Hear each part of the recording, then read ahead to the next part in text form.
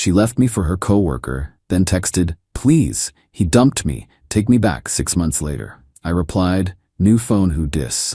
When she saw my engagement announcement to her former best friend, the begging turned to rage. I, 29 male, got the "we need to talk" text from Natalie, 27, 8 months ago. We'd been together for 4 years, living together for 2. I was literally shopping for rings, had 3 jewelers, websites bookmarked on my laptop, and a folder labeled vacation pics that was actually full of proposal ideas. She came home from her team-building retreat on a Friday. I'd made her favorite dinner, that complicated risotto she always asked for on special occasions. Had wine ready. She walked in, saw the setup, and her face just crumbled. "We need to talk." The risotto went cold. She sat me down and launched into this speech about how she'd developed feelings for Trevor from her accounting department, how it just happened and she couldn't control it. The whole thing sounded rehearsed. She probably practiced it in her car, or worse, with him. "How long?" I asked. "Does it matter?" "How long, Natalie?" She looked at the floor. 3 months, 3 months, 12 weeks, roughly 90 days of me cooking dinners while she was texting him. 3 months of her telling me she loved me every morning while thinking about him. 3 months of me planning our future while she was planning her exit. "The retreat?" I asked. We shared a room." I didn't yell, didn't cry, didn't throw anything, just said okay and stood up to go pack. "That's it? Just okay? You're not gonna fight for us?" I actually laughed. "Us? There is no us. You made sure of that when you spent 3 months sneaking around with Trevor." She looked offended. Actually offended that I wasn't begging her to stay or making some grand romantic gesture to win her back from the guys she'd been cheating with. "I thought you loved me," she said. "I did, past tense. You killed that when you chose him." I packed my stuff that night. She followed me around the apartment, alternating between justifying her actions, "You were always working, I work 9 to 5, and trying to make me the bad guy. This is why I fell for Trevor. He actually shows emotion." The kicker? While I was packing, her phone kept lighting up with texts. The contact name was just T. She didn't even have the decency to be subtle about it. I crashed with my buddy Jerome that weekend. Blocked her on everything except email because we had apartment stuff to sort out. Lease was in both our names, had to deal with utilities, that whole mess. Started hitting the gym at 5 a.m. every day. Not for some revenge body transformation, but because I needed somewhere to put all this rage that wasn't at the bottom of a whiskey bottle. Plus, exhausting myself physically meant I could actually sleep instead of laying awake thinking about all the signs I'd missed. 2 weeks after I moved out, her best friend Jasmine reached out via Instagram. "Jasmine, hey, I know this is probably weird, but I wanted you to know I had no idea about Trevor. I'm disgusted. You didn't deserve any of that. Thanks, I appreciate you reaching out. I'm serious." I told her she's trash for this. 4 years down the drain for some guy at work? We're done. I can't be friends with someone who could do that. I figured it was just talk. Friends say things when emotions are high, then they make up over brunch and mimosas. But Jasmine actually meant it. She blocked Natalie everywhere, left their shared yoga class, even dropped out of their book club. We grabbed coffee a few weeks later. Just to talk. She was dealing with losing her best friend of 10 years. I was dealing with losing what I thought was my future wife. Trauma bonding, I guess. She told me things I didn't know, like how Natalie had been complaining about me for months before the affair started. Apparently I was too predictable and boring and acted like an old married man. This from the woman who had a panic attack when I suggested we try a new Thai place instead of our usual Italian spot. "She actually said you were too stable," Jasmine told me. Like that was a bad thing. Too stable? Her exact words were, "He's got his whole life planned out and it's suffocating." Meanwhile, she's been talking about wedding Pinterest boards since your 2nd anniversary. Update 1. Last week, I'm at Jerome's place for our regular Thursday game night. We're 3 hours into a Settlers of Catan marathon when my phone buzzes. Unknown number. Usually I ignore these, but I was expecting a delivery notification. "Please don't hang up, it's me. I know you blocked me everywhere, but I need to talk to you. Trevor and I are over. I made the biggest mistake of my life. I miss what we had. I miss you. Can we please just talk?" Just one coffee? I screenshot it and replied, new phone who dis? The texts started flooding in immediately. Stop playing games, you know who this is. We were together 4 years. You can't just throw that away. I know I hurt you, but people make mistakes. Please just one coffee, one conversation. I'm outside your apartment. Your car isn't here. Where are you? That last one made me actually laugh out loud. She went to our old apartment. I'd moved 3 months ago to a better place. Downtown loft, exposed brick, the works. Half the price of our old place since I didn't need a 2-bedroom anymore. I didn't respond to any of it. Just blocked the number. But she kept getting new ones. Must have gone through 5 burner phones in 3 days. From her increasingly unhinged texts and voicemails, yeah, she left those too, I pieced together what happened. Trevor dumped her for a 22-year-old intern named Becca. The same intern Natalie had been mentoring for the past 2 months. Apparently Trevor had been hooking up with Becca for weeks while still with Natalie. She was completely blindsided and never saw it coming and thought what they had was special. The irony was completely lost on her. She kept saying we were meant to be, and Trevor was just a mistake, and she chose wrong and realized what she lost. Like I'm some backup plan she can just reactivate when plan A crashes and burns. One voicemail was 15 minutes long. 15 minutes. Just her crying and talking about all our good times and how she'd do anything to get me back. How she'd go to couples therapy, delete all her male contacts, even suggested tracking apps so I'd always know where she was. Psycho behavior, honestly. Update 2. Here's where it gets interesting. Remember Jasmine? Natalie's ex-best friend? We'd kept hanging out. Nothing romantic at first, legitimately just friends who'd both been burned by the same person. We'd grab coffee, hit the gym together sometimes. She's into powerlifting, which is badass. Occasionally do dinner. But over the months, something shifted. Coffee turned into long dinners. Dinners turned into movie nights. Movie nights turned into more. We took it slow. Neither of us wanted it to be some weird revenge thing. It just developed naturally. She made me laugh again. She called me out on my BS. She actually communicated instead of letting things fester for 3 months, then jumping on a coworker. Last month, I proposed. It wasn't some grand gesture. We were at the sushi place where we'd had our first real date, not the trauma bonding coffee sessions, but an actual date. I'd been carrying the ring for a week, waiting for the perfect moment. Then she started laughing at something dumb on her phone, snorted a little, got embarrassed about the snort, and I just knew. Marry me. She looked up, saw the ring, and said, obviously, yes. But let me finish this California roll first. That's my fiancé, folks. We decided to wait to announce it. Wanted to tell our families first, make sure everyone was cool with it. My mom was thrilled. She never liked Natalie anyway. Too high maintenance, she'd said, and her laugh is fake. This past weekend, we posted it. Simple photo of her hand with the ring, tagged at the sushi place. Caption just said, she said yes, after finishing her California roll. Within 45 minutes, my phone was ringing. Unknown number, but from our area code.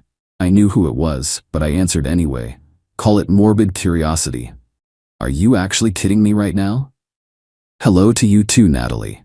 Jasmine? You're marrying Jasmine, my best friend? Former best friend, and yes. You absolute piece of...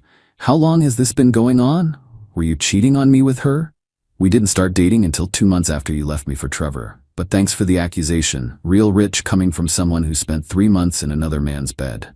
This is sick. You did this to get back at me. Natalie, and I cannot stress this enough, not everything is about you. I fell in love with an amazing woman who happens to have great judgment in dropping toxic friends. She went nuclear.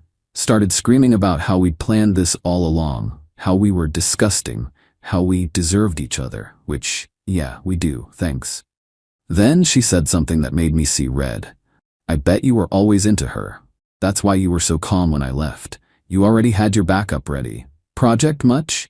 I was calm because I was in shock that someone I loved could betray me so easily. But sure, make yourself feel better by pretending I'm as garbage as you are. She hung up, but the text started immediately. New numbers all night long. Threats to expose us. For what? Promises to ruin our engagement. Claims she was going to tell everyone the truth. Jasmine and I just sat on my couch reading them out loud and laughing. Some highlights. You can't marry her. She knows all your embarrassing secrets because I told her everything. She's only with you to hurt me. This is psychological warfare. I'm going to object at your wedding. That last one made us decide to hire security for the wedding, just in case. Update 3. 3 days after we announced our engagement, things escalated. It started small. Natalie showing up at the coffee shop where Jasmine works part-time. Not ordering anything, just sitting there staring. Then she was at my gym, on the treadmill behind me. Then at the grocery store, the park where I walk my neighbor's dog for extra cash. Always watching, never approaching. Just there. I documented everything. Photos, timestamps, witnesses. Jerome came with me to the gym a few times just to verify I wasn't being paranoid. But the breaking point was Sunday dinner at Jasmine's parents' house. We were all there. Her parents, her brother, his wife, their kids. Nice family dinner. Her mom had made this incredible lasagna. Doorbell rings. It's Natalie. She walks in like she belongs there. Big smile, holding a wine bottle. Hi everyone, sorry I'm late. Jasmine's mom confused. Natalie, what are you doing here? I came for Sunday dinner, like always. Natalie, you haven't been invited here in 6 months, you need to leave. That's when Natalie dropped the act. I need to tell you all something about your daughter. She launched into this speech about how Jasmine had stolen me, how we'd been having an emotional affair while I was with her, how Jasmine was a homewrecker who couldn't be trusted. Jasmine's dad, who I've literally never heard raise his voice, stood up and said, "Young lady, the only homewrecker in this story is you. You cheated on that boy for months. Jasmine had the sense to cut you off for it. Now get out of my house." Plot twist. Jasmine had told her family everything months ago. They knew about the cheating, about Trevor, about how Jasmine and I got together. They were team us from the start, but Natalie didn't take it well. She grabbed a vase off the mantel and threw it at the wall. Not at anyone, just at the wall. But it wasn't just any vase. It was an antique Jasmine's grandmother brought from Italy in the 1960s. It shattered. Pieces everywhere. The kids started crying. Jasmine's mom called 911. Natalie tried to leave, but Jasmine's brother blocked the door. He's 6'4" and played college football. She wasn't getting past him. Cops arrived. Natalie was arrested for destruction of property and criminal trespass. The vase was worth $3,200, according to the insurance appraisal Jasmine's mom had. She called me from jail, asking me to bail her out because this is all your fault and Trevor won't answer his phone. I laughed so hard I started hiccuping, then hung up. Update 4. Natalie's parents bailed her out the next day. She's facing criminal charges plus a civil suit from Jasmine's family for the vase. But she wasn't done making terrible decisions. Remember Trevor? The coworker she threw away our relationship for? He reached out to me on LinkedIn. Hey man. I know this is weird, but I wanted to apologize for everything. Also thought you should know, Natalie's been telling people at work that you're stalking her and that you turned her best friend against her. She's making the workplace really uncomfortable. HR is now involved. Just wanted to give you a heads up in case you need documentation for any legal stuff. Apparently, after Trevor dumped her and she couldn't get her job back, she'd been using work as her platform to play victim.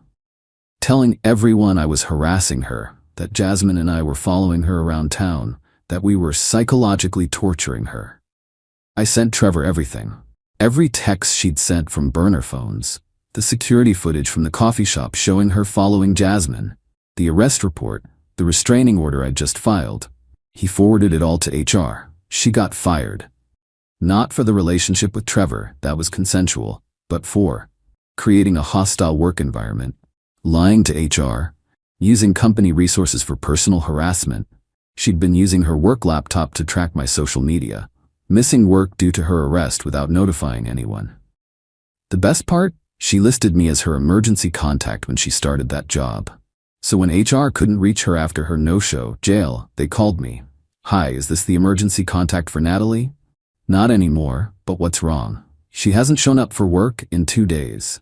Oh, she's in county jail, arrested for destruction of property and criminal trespass. I see. Thank you for the information. Final update. 3 months have passed since the restraining order was granted. The wedding is next month. Last week we had our engagement party. Small thing, maybe 30 people. Jasmine's family, my family, close friends. It was perfect. Until Natalie's mom showed up. Not Natalie, her mom. She came with an envelope and an apology. Inside was a check for $3,200. For the vase, she said, and for everything else. Turns out, after getting fired and arrested, Natalie moved back in with her parents. Her mom found her journal where she'd been planning ways to ruin our wedding. Detailed plans about objecting during the ceremony, accidentally spilling red wine on Jasmine's dress, even something about releasing crickets in the reception hall. Her own mother was so disgusted that she kicked her out. "I raised her better than this," her mom said. Or I thought I did. "I'm sorry for whatever I did that made her think this behavior was acceptable." We tried to refuse the check, but she insisted. Jasmine donated it to a women's shelter. As for Natalie, last update from the rumor mill, she moved to another state to live with a cousin. Still posts cryptic quotes about betrayal and karma on Instagram. Jerome still follows her for entertainment value and sends me the worst ones. Recent favorite? The universe tests your heart by sending fake people disguised as soulmates. Ma'am, you were the fake person. She sent one last email before the restraining order was finalized. "I hope you're happy. You won. You took everything from me." I didn't take anything. She threw it all away for a guy who was already shopping for her replacement. The wedding is in 3 weeks. Small ceremony, just family and close friends. Security will be there, just in case. Jasmine's walking down the aisle to an acoustic version of somebody that I used to know, because we're petty like that. My grandmother's ring, the one I'd been saving for the perfect proposal with Natalie, is now on Jasmine's finger. Grandma would have loved her. She always said, "Find someone who laughs at your worst jokes and calls you on your BS." Jasmine does both. Daily. Oh, and Trevor? He got dumped by the intern for a guy from IT. Apparently she was playing the whole accounting department. The circle of office drama continues, just without us in it. Life's funny. I thought my world was ending when Natalie left. Turns out it was just beginning. Since everyone keeps asking, yes, the restraining order is still active. No, I don't think she'll actually show up to the wedding. Jail time isn't worth it. And yes, Jasmine's dad is already practicing his "if anyone objects" death stare just in case.